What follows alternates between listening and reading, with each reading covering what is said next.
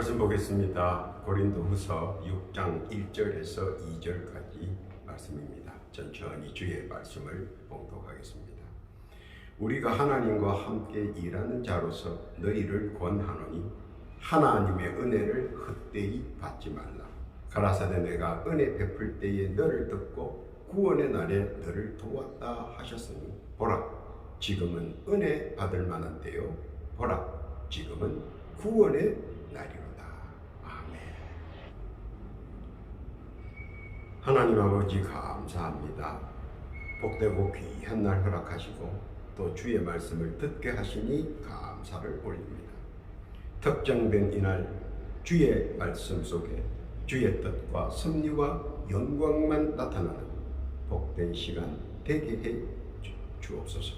또한 못된 사탄에게 귀신은 일제 틈타지 않도록 역사하여 주옵시고 시종을 주 앞에 의탁하오니 예수님의 이름으로 기도하옵나이다. 아멘. 할렐루야. 지난 한 주간 주 안에서 평안하셨는지요? 오늘 한 주간도 주 안에서 평안하시고 강건하시기를 축원합니다. 요즘 시대는 가족들이 들러앉아 오손도손 하던 시대가 점점 물러가고 자리는 같이 하는 자리이나 모두 각자의 것으로 몰두하는 거리는 가까이 있으나 마음은 더욱 멀리 멀어지는 가족 속에 외톨뱅이 시대가 도래했습니다.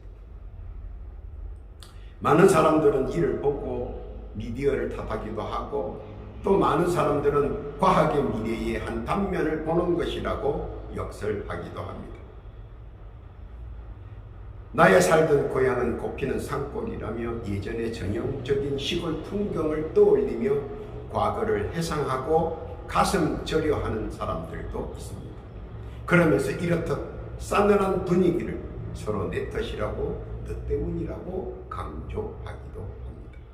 그러나 사실 가족이 모여 오손도손 모여서 할 수 없는 것의 시작은 바로 자기 자신이었다 하는 사실입니다.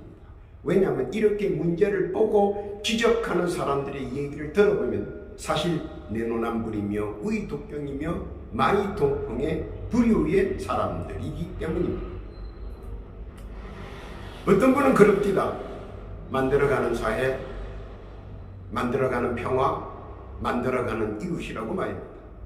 즉 만들어져 있지 않다는 뜻이겠죠. 이렇게 주장하는 분의 주장이 상당히 일리가 있다고 보여집니다. 왜냐하면 모든 것은 만들어야 되어진다는 평범한 논리인데 그것을 자주 깜빡하는 시대인 것 같습니다. 중요한 것은 만들어 간다는 것입니다.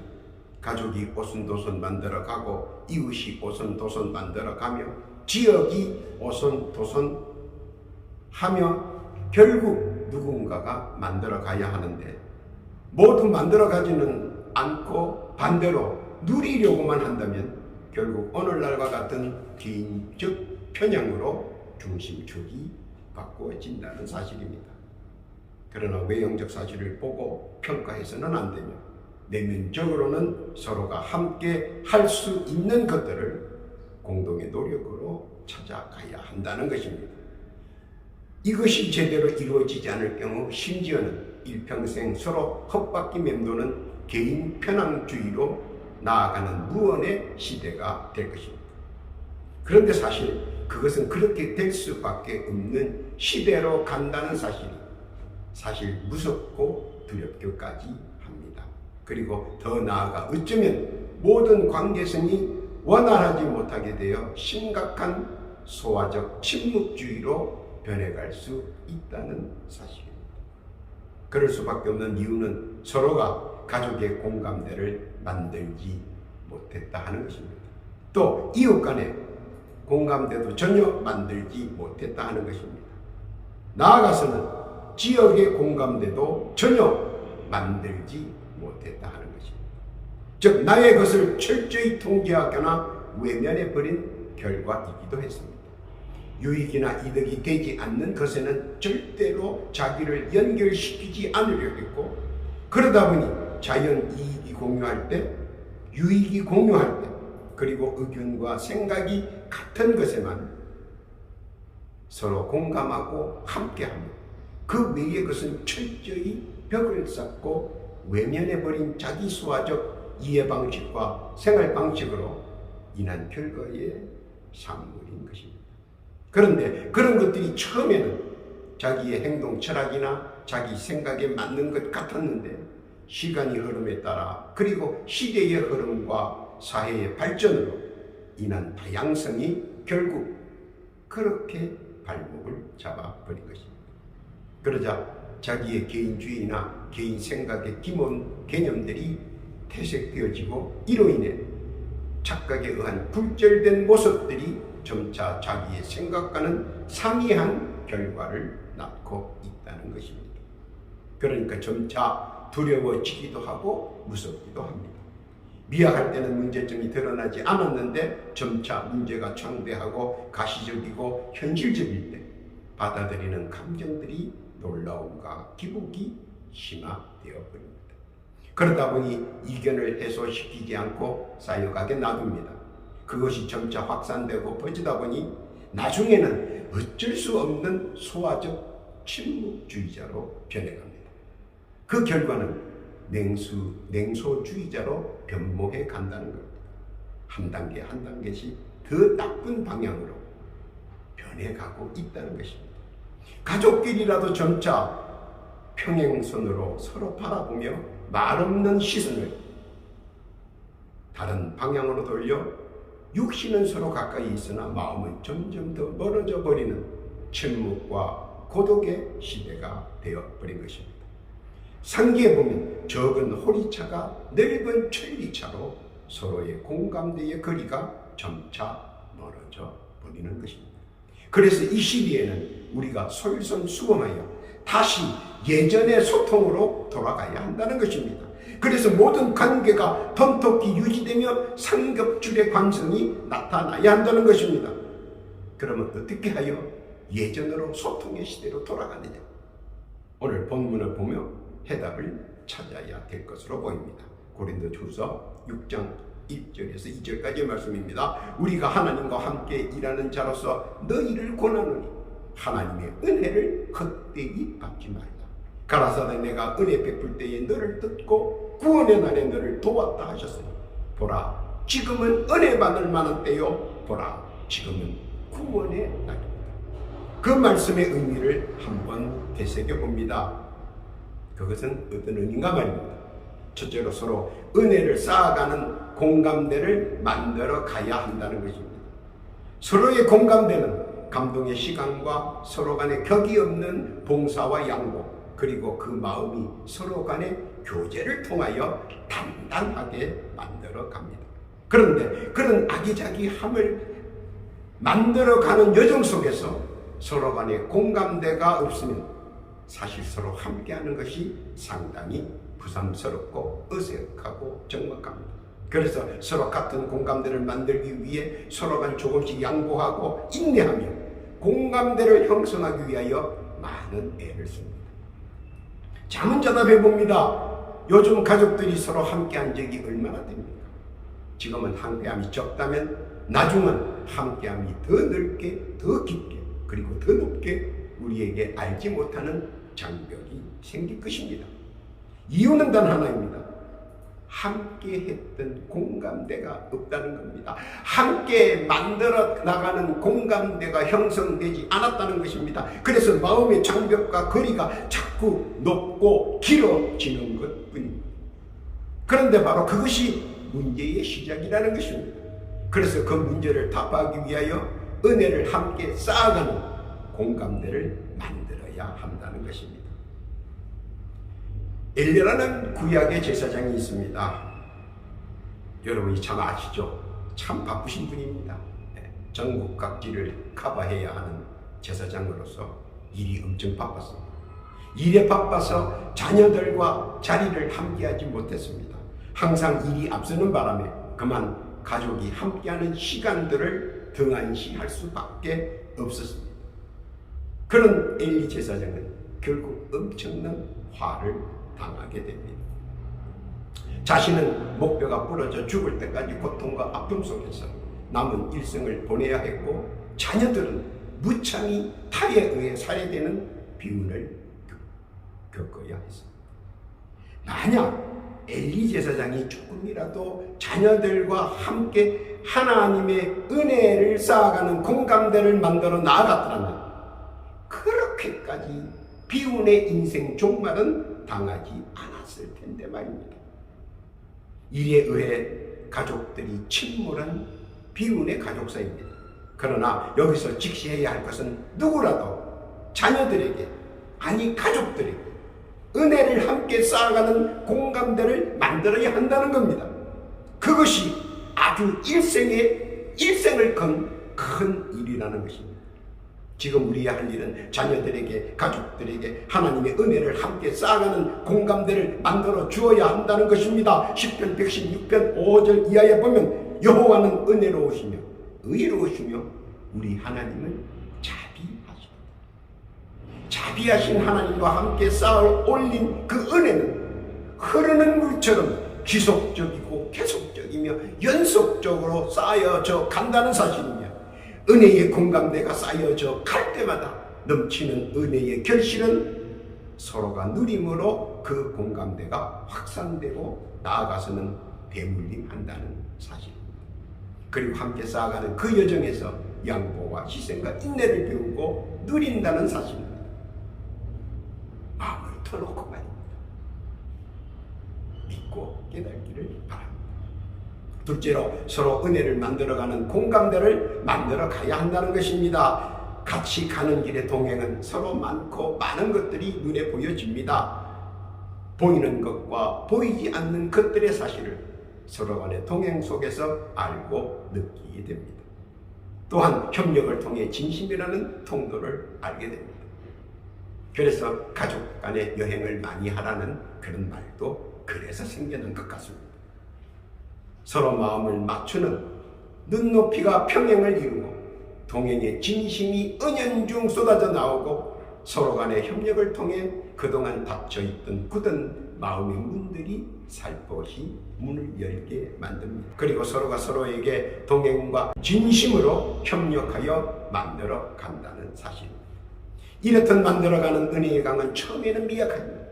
나중은 힘이 창대히 흐르게 됩니다. 그 이유는 서로가 서로를 향해 만들어 가기 때문입니다. 그동안의 오해와 앙금이 눈높듯 사라진 그 자리에 은혜의 꽃들이 만발합니다. 요한복음 1장 16절에 보니까 우리가 다 그의 충만한 데서 받으니 은혜 위에 은혜를 깨닫기를 바랍니다. 은혜의 강을 만들어가는 과정에서 피어나는 은혜의 꽃들이 활짝 피며 그동안 굳세게 닫혀있던 마음의 문들이 열리고 그 속에서 진심과 함께 이해와 감사의 은혜가 쏟아져 품어져 나옵니다. 기쁨과 즐거움과 큰 노래로 말입니다. 그리고 만들어가는 과정에서 동행의 기쁨, 협력의 즐거움을 누리게 되는 것이며 서로 진심 어린 이해와 신의와 사랑이 싹트게 됩니다. 우리는 이 과정들을 조금씩 만들어 가게 해야 합니다. 사무엘을 보면 존경스럽고 가장 신망이 가는 분 중에 하나일 것입니다. 그의 인생은 순백 그 자체였다고 말할 수 있습니다. 그리고 하나님께서 직접 선택하신 분이십니다. 그러다 보니 사무엘은 자연 업무가 많아지고 업무에 매여 가정을 잘 돌보지 못했습니다. 그뿐만 아니라 자녀들과도 함께 은혜의 동산을 만들지 못했습니다. 그러다 보니 피차 은혜의 공감대가 형성되지 못하고 이를 등한시하는 사무엘에게는 참으로 가슴 아픈 일들이 만들어졌습니다. 물론 자녀들을 잘 교육시켜 분쟁의 재판관으로 섬기게 했는데 문제가 많이 발생합니다. 뇌물로 인한 성패가, 사람 편에 서서 일어나는 성패가 공공연하게 벌어졌습니다. 오죽했습니다. 사무엘 기회까지 들어갔습니다. 그런데 사무엘은 이를 시정하지 않았습니다. 왜냐하면 자녀 간의 만남에서 그 어떤 공감대와 또 은혜 공감대를 서로 함께 만들어 간 적이 없기 때문입니다. 만남은 밋밋합니다. 그리고 말없이 헤어지기가 일쑤입니다. 조그만 말을 하면 서로가 다툽니다. 이것이 쌓여 돌이킬 수 없는 후회의 장벽과 원망의 다리를 건너버리게 되었습니다. 은혜의 공감대는 서로 동행과 진심 어린 협력에서 만들어가는 것인데 이를 경히 여겨 천추의 한을 품고 사는 인물이 되어버렸습니다. 나 하나 지금 잘 되고 나 하나 지금 잘 나가는 것이 중요한 것이 아니라 천추의 한을 품고 사는 사람은 되지 말아야 한다는 것입니다. 이를 막을 방도는 하나입니다. 그것은 은혜를 서로 동행과 진심 어린 협력을 통해 공감대를 만들어 가야 은혜의 공감대 가운데서 모든 것이 이루어진다는 사실을 알아야 한다는 것입니다. 은혜를 만들어가는 과정에서 은혜를 서로 만들어줍니다. 히브리서 13장 25절 이하에 보니까 은혜가 너희 모든 사람에게 있을지어다. 은혜는 은혜를 낳고 은혜는 은혜가 만들어지고 은혜가 은혜를 함께 하는 것입니다. 그리고 서로 협력하여 은혜로 선을 이룹니다. 믿고 깨닫기를 바랍니다. 셋째, 서로 은혜를 간증해야 한다는 것입니다. 조그마한 것이라도 감사하는 말과 습관을 길러야 합니다. 우리에게 감사가 사라지고 감사하는 습관이 사라집니다. 제일 먼저 찾아오는 것이 나태이며 회피입니다. 그리고 그것이 자꾸 더 큰 것을 유혹합니다. 좀 더 쉬자, 좀 더 자자 하고 말입니다.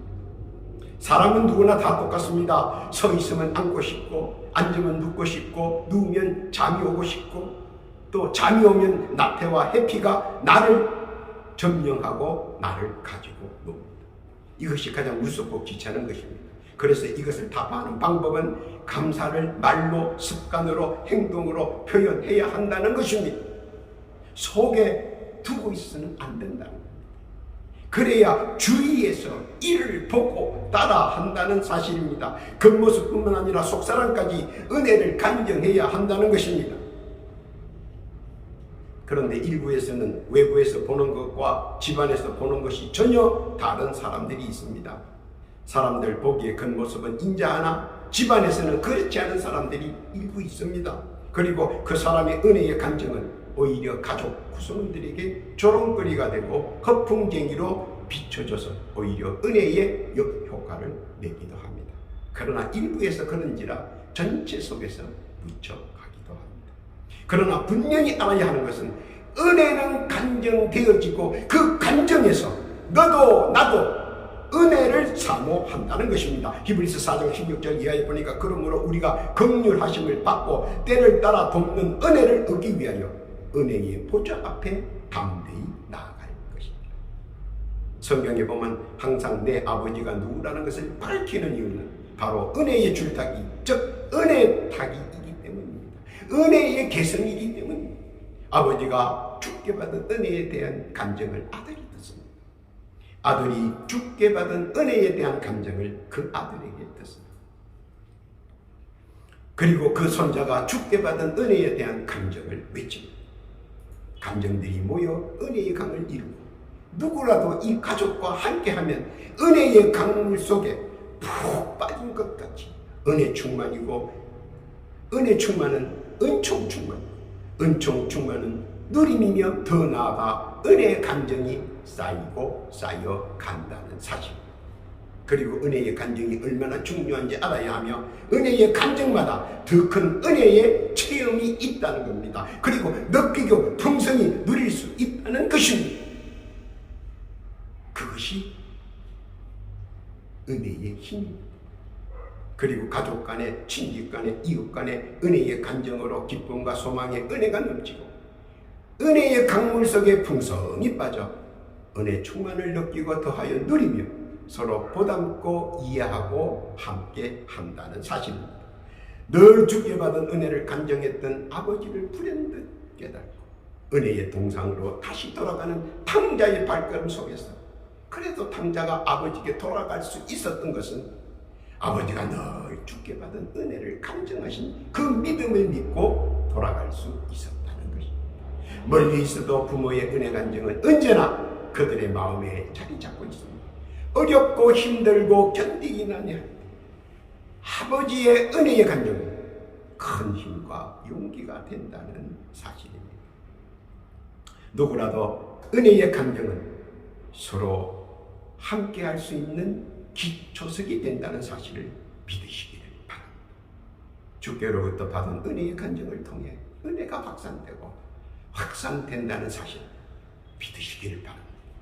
그것이 내게도 그 은혜의 간증이 함께합니다. 필연적으로 주께 받은 은혜의 간증 나도 할 것입니다. 믿으시기를 바랍니다. 네 번째로 은혜의 대물림이 있어야 한다는 것입니다. 은혜의 대물림은 중요합니다. 은혜의 대물림의 중요한 이유는 신의와 정의를 풍족히 포함하고 있다는 것입니다. 그래서 은혜의 대물림이 중요합니다. 시편 37편 26절 이하에 보면 저는 종일토록 은혜를 베풀고 구워주니 그 자손이 복을 받는도다.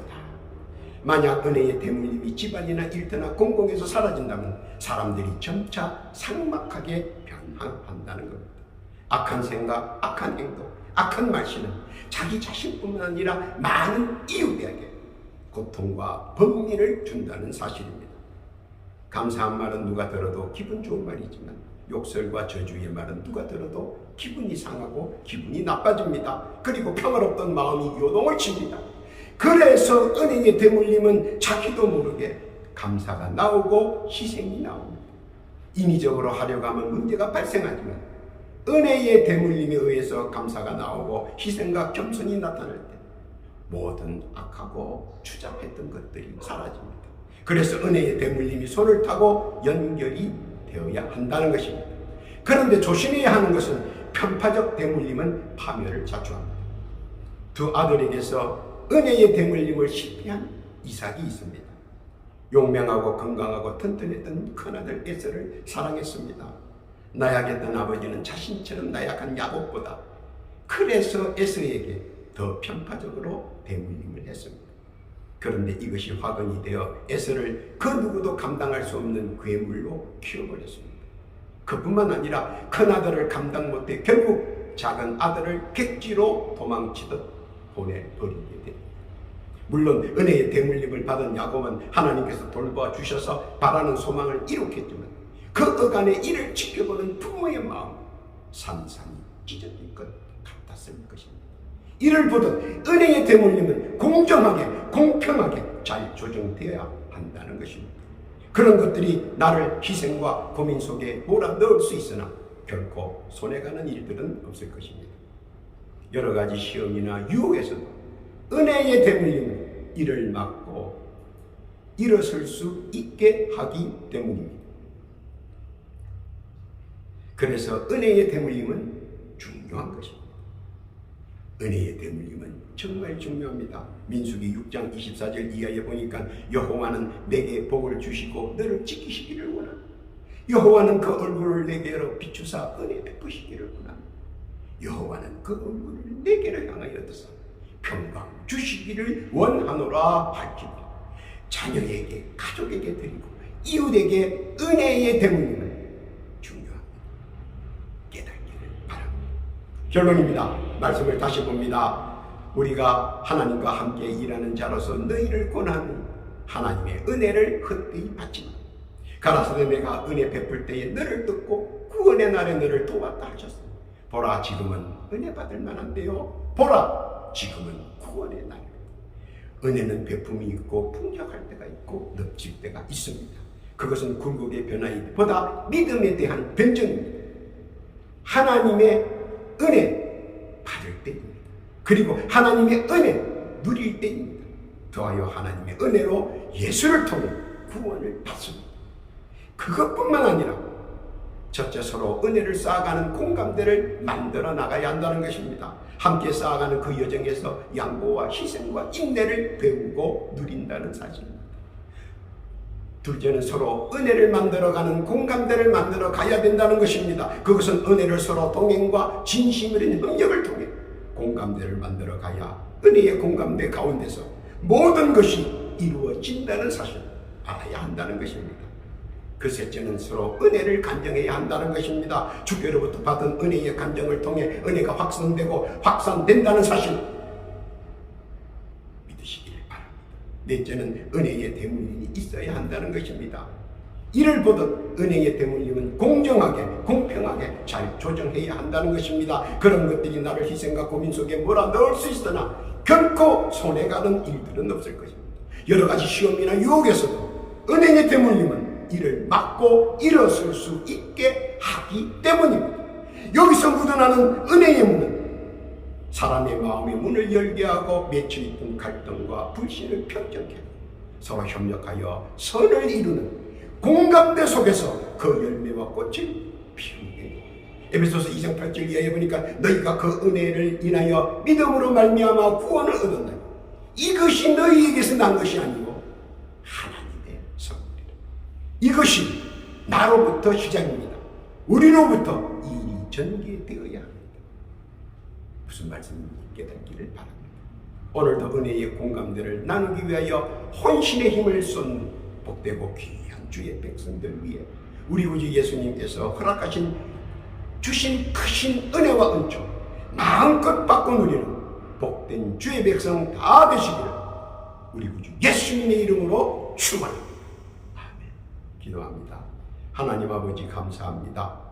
말씀을 통하여 은혜의 공감대로 다시 세상을 이기는 은혜의 시대로 환원하여 주셔서 은혜 속에 은총 속에 거하는 누리는 자 되게 해 주옵소서. 더하여 바라기는 은혜의 대물림으로 교회와 사회에 등불이 되는 주의 성도 되게 역사하여 주옵소서. 이 세상에 다시 은혜의 시대로 확산되게 하옵소서. 더하여 기도학교는 육신의 질고로 고통받는 자 있는가 두루 살펴보시옵고 지금 이 시간 예수의 이름으로 모든 병마가 물러가게 하시고 상처의 세상이 돋고 이전보다 더 강건하게 해 주옵소서. 또한 기도학교는 각자 올리는 열망의 기도가 있습니다. 주여 들어주옵시고 간구하는 기도마다 소망하는 기도마다 간합하시고 연락하셔서 다 응답받는 복됨도 허락하여 주옵소서. 감사와 찬송과 영광을 온전히 주께 올리오며 우리 구주 예수님의 이름으로 기도하옵나이다.